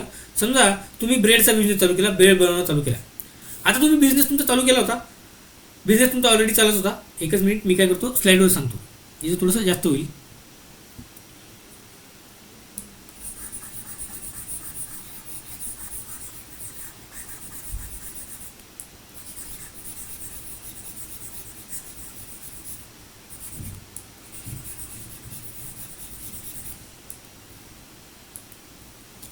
तुम्ही काय करा, ब्रेडचा बिझनेस चालू केला. मग ब्रेडचा बिझनेस चालू केला, तुम्ही याच्यामध्ये इन्व्हेस्टमेंट केली पहिली 5 लाख. आता इन्व्हेस्टमेंट केली 5 लाख. आता तुमचे पैसे संपले. आता तुम्हाला जे काही रॉ मटेरियल आहे, जे ब्रेड बनवण्यासाठी जे काही रॉ मटेरियल लागते, वर्किंग कॅपिटल म्हणतो आपण त्याला. काय जे काही आपण आपला बिझनेस रन करायचा आहे त्या रन करण्यासाठी जे काही आपल्याला रॉ मटेरियल लागते ते तुम्ही आणणार. मग आता तुम्ही तुमचा 2-3 महिने स्टार्टिंगचे तुमचे पैसे होते, तुमचा बिझनेस चालू होता, व्यवस्थित चालू लागला. 3-4 महिने 5 महिने 6 महिने तुमचा बिझनेस चालू. आता तुमचे पैसे संपले, कारण तुमचं प्रोडक्ट चांगलं होतं, तुमचं प्रोडक्ट चांगलं आहे, मार्केटमध्ये डिमांड वाढली, तुमचं प्रोडक्ट विकायला लागलं, चांगलं विकायला लागलं. मग आता ती डिमांड वाढल्यामुळे तुमचं प्रोडक्शन जास्त होणं गरजेचं आहे, कपॅसिटी तुमची वाढवणं गरजेचं आहे, प्रोडक्शन वाढवणं गरजेचं आहे. मग आता तुमचं डिमांड वाढल्यामुळे काय झालं, तुमचे प्रोडक्शन तुम्हाला वाढवायचं आहे. मग तुमचं जे काही इनिशियल कॅपिटल आहे ते तुम्हाला कमी पडायला लागलं, कारण तुम्हाला रॉ मटेरियल जे आहे ब्रेड बनवण्यासाठी, ते ब्रेड बनवण्यासाठी खूप जास्त परचेस करणं पडत आहे. मग आता तुम्हाला पहिले तुम्ही 5 लाख टाकले होते, आता तुमचं पहिले तुम्हाला 2 लाख लागायचे महिन्याला, समजा 2 लाख लागायचे रॉ मटेरियलला. आता ते खूप जास्त डिमांड वाढली, त्याच्या 5 पटीने जास्त लागायला लागलं, आता 10 लाख रुपये लागायला लागले. मग आता तुमच्याकडे पैसे नाही. मग आता हे जे रॉ मटेरियल परचेस करण्यासाठी किंवा वर्किंग कॅपिटल म्हणतो आपण त्याला, वर्क करण्यासाठी, डेली बिझनेस रन करण्यासाठी जे काही कॅपिटल लागते ते तुम्हाला पाहिजे.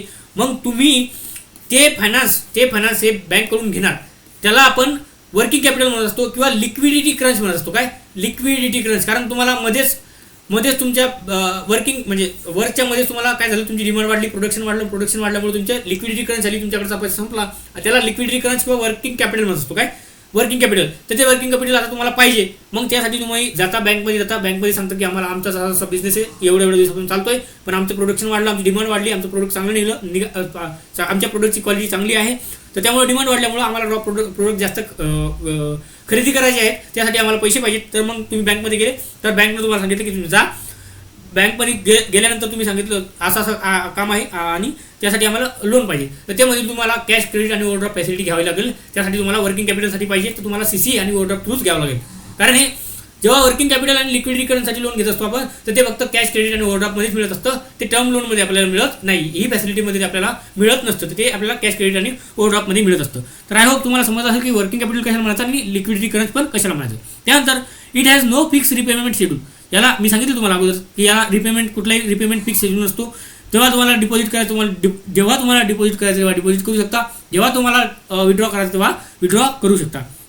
त्यानंतर कॅश क्रेडिटवर आणि ओव्हरड्रॉपवर interest is charge only on amount utilise. जी काही अमाऊंट युटिलाइज करतो त्याच्यावरच फक्त जे आपलं इंटरेस्ट चार्ज होते. त्यानंतर cash credit is secure against stock जे असते आपल्या आता समजा मी सांगितलं तुम्हाला, आता आपण काही रॉ मटेरियल आणलं, ते स्टॉक आणला, त्याच्या अगेन्स्ट सिक्युअर असते. रिसिवेबल म्हणजे आपण समजा समोरच्याला कोणाला उधार दिला, आता तुम्ही समजा तुमची ब्रेड विकली आणि रिटेल मार्केटला रिटेल शॉपला तुम्ही 1 लाखाची 2 लाखाची ब्रेड दिली आणि ती उधारीची काहीतरी रिसिप्ट वगैरे तुमच्याकडे आहे की याच्याकडून हे घ्यायचं आहे, त्याच्या अगेन्स्ट हे सिक्युअर असतं. ओके, कॅश क्रेडिट आणि रिन्यू ॲन्युअली, हे दोन्ही पण फॅसिलिटी कॅश क्रेडिट आणि ओव्हरड्राफ्ट हे ॲन्युअली रिन्यू केले जाते, कारण हे शॉर्ट टर्मसाठी असते. आता हेच in case of term loan, it is a fix loan amount provided for specific period and repeat in instalment. त्यानंतर it is use for capital expenditure. काय capital expenditure like purchasing machinery, fix asset वगैरे, किंवा मोठा एखादा business आहे तुमचा त्याच्यासाठी आपण यूज करत असतो, किंवा आपल्याला कार लोन घ्यायचं, हाऊसिंग लोन घ्यायचं, गोल्ड लोन आहे त्याच्यासाठी आपण, म्हणजे आपल्याला गोल्ड परचेस करण्यासाठी लोन नाही भेटत. पर्चेसिंग मशिनरी, एखादी मशिनरी परचेस करायची खूप मोठी, त्याच्यामध्ये इन्व्हेस्टमेंट करायची, बिझनेसमध्ये इन्व्हेस्टमेंट करायची, हाऊसिंग लोनसाठी आपल्याला यूज करायचं आहे, तर त्याच्यासाठी आपल्याला टर्म लोन घ्यावं लागत असते, किंवा कार लोन हे टर्म लोन आपल्याला भेटत असते. कारण एक आपल्याला आपल्याकडे एक फिक्स आपल्याला काय म्हणतो आपण त्याला, फिक्स असेट आपल्याला परचेस करायचं आहे. जसे की मशिनरी आहे, जसं की बिझनेस आपल्याला एक्सपांड करायचा आहे, आपला ऑलरेडी एक्झिस्टिंग बिझनेस आहे त्याला खूप मोठं करायचं आहे, त्यासोबत आपल्याला कार घ्यायची आहे किंवा हाऊसिंग लोन घ्यायचं आहे, त्यासाठी आपण याला घेत असतो. कुठलं तर टर्म लोन फॅसिलिटी आपल्याला त्यासाठी मिळत असते. त्यासाठी याला फिक्स रिपेमेंट पिरियड असते, EMI असते, त्याला सांगितलं मी तुम्हाला. एक टेन्युअर असतो फिक्स, त्या टेन्युअरमध्ये आपल्याला ते रिटर्न करायचं असतं. सोबत इंटरेस्ट चार्ज एंटायर अमाऊंटवर, आणि जे काही ॲग्रीड रेट आहे बँकमध्ये त्याच्यावर इंटरेस्ट, तो इंटरेस्ट रेट आपल्याला लागत असतो. मग तो फ्लोटिंग रेट ऑफ इंटरेस्ट असतो किंवा फिक्स रेट ऑफ इंटरेस्ट असो. त्यानंतर term loan is secure against fix asset. आता हे फिक्स असेट कुठले आहेत, मशिनरी आहे किंवा हाऊसिंग आहे, हाऊस आहे किंवा कार आहे किंवा बिझनेस आहे, त्याच्या अगेन्स्ट हे, किंवा बिल्डिंग आहे, लँड आहे, याच्या अगेन्स्ट हे काय असते, सिक्युअर्ड असते, आणि याला फिक्स टेन्युअर असतो, याचा फिक्स टेन्युअर असतो. तर बघा अशा प्रकारे हा डिफरन्स आहे याच्यामध्ये कॅश क्रेडिट आणि टर्म लोनमध्ये, किंवा ओव्हरड्राफ्ट कॅश क्रेडिट आणि टर्म लोनमध्ये. तर overdraft cash credit, specially cash credit हे वर्किंग कॅपिटल आणि लिक्विडिटी करण्यासाठी यूज करतात. ओव्हरड्राफ्ट जे आहे ते बिझनेस पर्पजसाठी, काय बिझनेस पर्पजसाठी आपण ओव्हरड्राफ्ट घेत असतो, किंवा पर्सनल नीडसाठी आपण हे ओव्हरड्राफ्ट घेत असतो. ओके, तर हा बेसिक याच्यामध्ये डिफरन्स आहे. मी जनरल अवेअरनेस जेव्हा शिकवेल, जनरल अवेअरनेसचा सब्जेक्ट जेव्हा डिटेलमध्ये शिकवायला चालू करेल तेव्हा एकदम डिटेलमध्ये सांगेल. तरी पण बऱ्यापैकी मी डिटेलमध्ये डेप्थमध्ये गेलो आहे, बऱ्यापैकी डेप्थमध्ये तुम्हाला सांगितलं आहे. तर बघा अशा प्रकारे हे मेकॅनिझम आहे. तुम्हाला फंड बेस्ड फॅसिलिटी सांगितली, आता नॉन फंड बेस्ड फॅसिलिटी सांगतो आणि लगेच लेक्चर संपवतो, कारण आपलं ऑलरेडी लेक्चर हे 1 तासापेक्षा जास्त झालेलं आहे. आय होप तुम्हाला फंड बेस्ड फॅसिलिटी कळायला असतील, डिटेलमध्ये क्रिस्टल क्लिअर कळायला असतील. आता आपण येऊया नॉन फंड बेस्ड फॅसिलिटीवर. ओके, नॉन फंड बेस्ड फॅसिलिटीमध्ये लेटर ऑफ क्रेडिट आहे, बँक गॅरंटी आहे आणि श्युरिटी बँक बॉन्ड्स आहेत. ओके, तर बघा नॉन फंड बेस्ड फॅसिलिटीमध्ये काय letter of credit, it is a financial document. काय financial document issued by bank that guarantee a buyer's payment. काय बायरचं payment to seller will be made on time for a correct amount. काय जे काही मी तुम्हाला सांगितलं होतं अगोदरच्या लेक्चरमध्ये, हे इंटरनॅशनल मार्केटमध्ये यूज होणार आहे. हे बघा, हे आहे बायर. आपण समजा आपण आहे इंडिया आहे, इंडियाला फ्रान्सकडून माल घ्यायचा आहे, तर आपण बायर आहे. याच्याकडून हे समजा हे सेलर आहे, हे फ्रान्स आहे. काय म्हटलं, ही फ्रान्स आहे आणि हा इंडिया आहे. हा इंडिया आहे. इंडियाला ते फ्रान्सची XYZ कम्युनिटी आपल्याला घ्यायची आहे. ओके, तर मग आता ही कम्युनिटी आहे 100 करोडाचा हा जो आहे बिझनेस म्हणजे काही डील आहे 100 करोडाची आहे.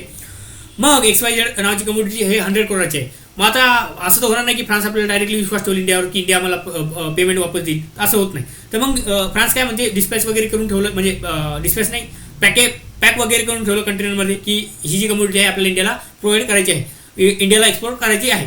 मग इंडियाला इम्पोर्ट करायची, तर मग इंडियाला काहीतरी द्यावं लागेल ना, इंडियाला काहीतरी द्यावं लागेल त्यांना की आम्ही हे असं एवढी अमाऊंटचं हे काय करतो, लेटर ऑफ क्रेडिट इश्यू करतो, बँक तुम्हाला देतो, मग तुम्ही आमची जी काही कम्युनिटी आम्हाला घ्यायची ती द्या.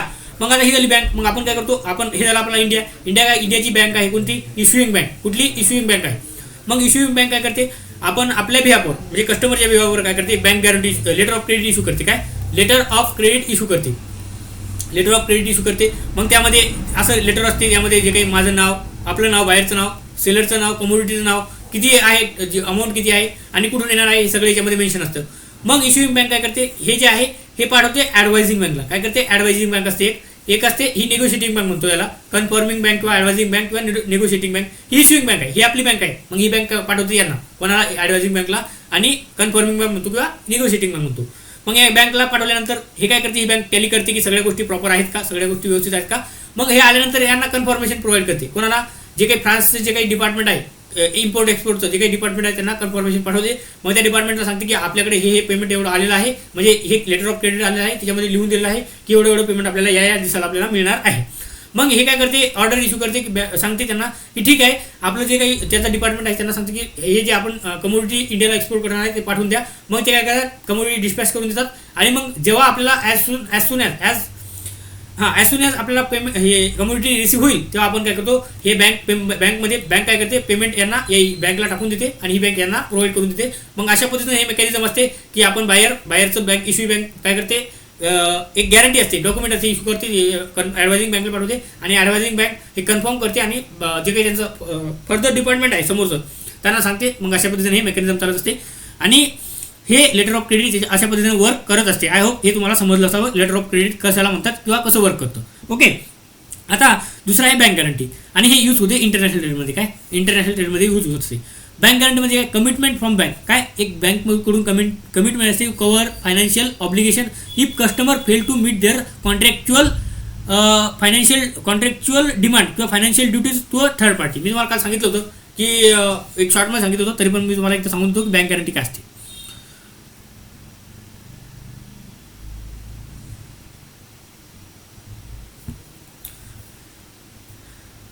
ही आहे माझी बँक, हाय मी कस्टमर बँकचा प्रीमियर कस्टमर आहे. ही बँक आहे आणि ही आहे थर्ड पार्टी, ही आहे थर्ड पार्टी. ओके, आता मी कसा ट्रस्टवर्दी कस्टमर आहे बँकचा. कसा ट्रस्टवर्दी कस्टमर. संपलंय, ऑलमोस्ट लेक्चर संपलंय. हा लास्ट कन्सेप्ट आहे. Okay, bank, customer, third party. आता मी कॉन्ट्रॅक्टर आहे. काय, मी कॉन्ट्रॅक्टर आहे, मी कॉन्ट्रॅक्ट देतो, बिल्डिंग कन्स्ट्रक्शनची कॉन्ट्रॅक्ट देतो. ओके, मी कस्टमर आहे, मी बँकसाठी कोण आहे, कस्टमर आहे, पण ट्रस्टवर्दी कस्टमर आहे. पण याच्या थर्ड पार्टीसाठी कोण आहे, थर्ड पार्टीसाठी मी आहे कॉन्ट्रॅक्टर. मग थर्ड पार्टी माझ्याकडे आली, थर्ड पार्टीने सांगितली की बाबा आम्हाला 20 फ्लोअरची बिल्डिंग बनवायची आहे. काय, 20 फ्लोअरची बिल्डिंग बनवायची आहे. मग मी कॉन्ट्रॅक्ट घेतला. मी काय केलं, कॉन्ट्रॅक्ट घेतला. मग मी कॉन्ट्रॅक्टमध्ये सांगितलं, त्यांना बोललो थर्ड पार्टीला, ठीक आहे आपला 20 करोडाची बिल्डिंगचं 20 फ्लोअरच्या बिल्डिंगचा मी कॉन्ट्रॅक्ट घेतला आणि मला थर्ड पार्टीने सांगितलं की आम्हाला नेक्स्ट 2 इयर्समध्ये हा कंप्लीट करून पाहिजे, नेक्स्ट 2 इयर्समध्ये हा कंप्लीट करून पाहिजे.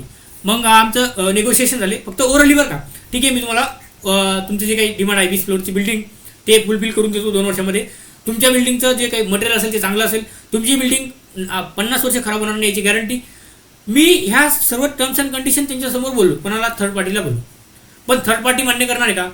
तुम्ही ओरली सांगताय की असं की तुमची बिल्डिंग खराब होणार नाही, तुम्ही चांगलं मटेरियल यूज करणार, तुम्ही 2 वर्षामध्ये आम्हाला ती फुलफिल करून देणार, डिमांड तुमची आमची डिमांड जी आहे ती, हे मी ओरली बोललो. मग ही डिमांड फुलफिल करणार का बँक? कोणती थर्ड पार्टी? नाही. म्हणजे मान्य करणार का? नाही, मान्य करणार नाही, कारण ते ओरली आहे.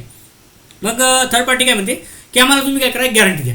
मग माझ्या बिहाफवर बँक काय करते, माझी बँक काय करते, माझ्या बिहाफवर मी काय करतो, म्हणजे मी सांगतो बँकेला, माझ्या बिहाफवर बँक काय करते, इश्यू करते बँक गॅरंटी. काय बँक गॅरंटी इश्यू करते की हां तुमच्या ज्या काही कंडिशन आहे, टर्म्स अँड कंडिशन, ह्या बँक गॅरंटी यामध्ये मेन्शन करतात की तुमच्या 20 फ्लोअरचा बिल्डिंग आहे, 2 वर्षात काम कन्स्ट्रक्शन होणार आहे, मटेरियल चांगलं यूज करणार आहे आणि 50 वर्ष खराब होणार नाही, अशा काही ह्या टर्म्स अँड कंडिशन यामध्ये बँक लिहून देते. आणि इफ इन केस जर का आमच्या कॉन्ट्रॅक्टरनं, आमच्या कस्टमरनं तुमच्या डिमांड फुलफिल केला नाही, तर आम्ही अशी गॅरंटी आम्ही काय करतो, तुम्हाला गॅरंटी देतो की ज्या काही तुमच्या डिमांड आहेत त्या बँककडून फुलफिल केल्या जातील. तर याला बँक गॅरंटी असं म्हणत असतात.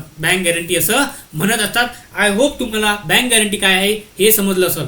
आय होप तुम्हाला बँक गॅरंटी आणि लेटर ऑफ क्रेडिट काय असते हे समजलं असेल. सर, आता तुमचा एक क्वेश्चन असेल, जेन्युइन क्वेश्चन असेल की सर मग बँक गॅरंटी बँक इश्यू करते आणि लेटर ऑफ क्रेडिट इश्यू करते, तर बँकेंना काय फायदा?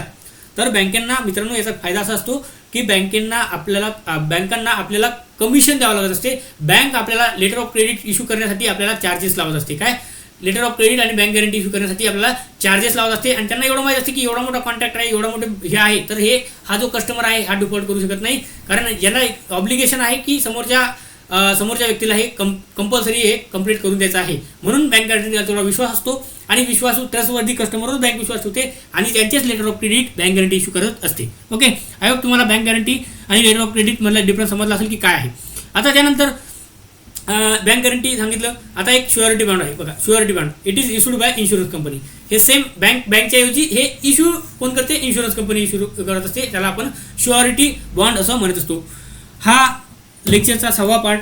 आय होप आता तुम्हाला या लेक्चरमध्ये भरपूर साऱ्या गोष्टी क्लिअर झाल्या असतील आणि हे जवळपास 2 लेक्चरचं कंटेंट जे आहे ते मी एका लेक्चरमध्ये डिलिव्हर केलं आहे आणि लेक्चरची लेंथ थोडीशी जास्त झाली आहे मित्रांनो.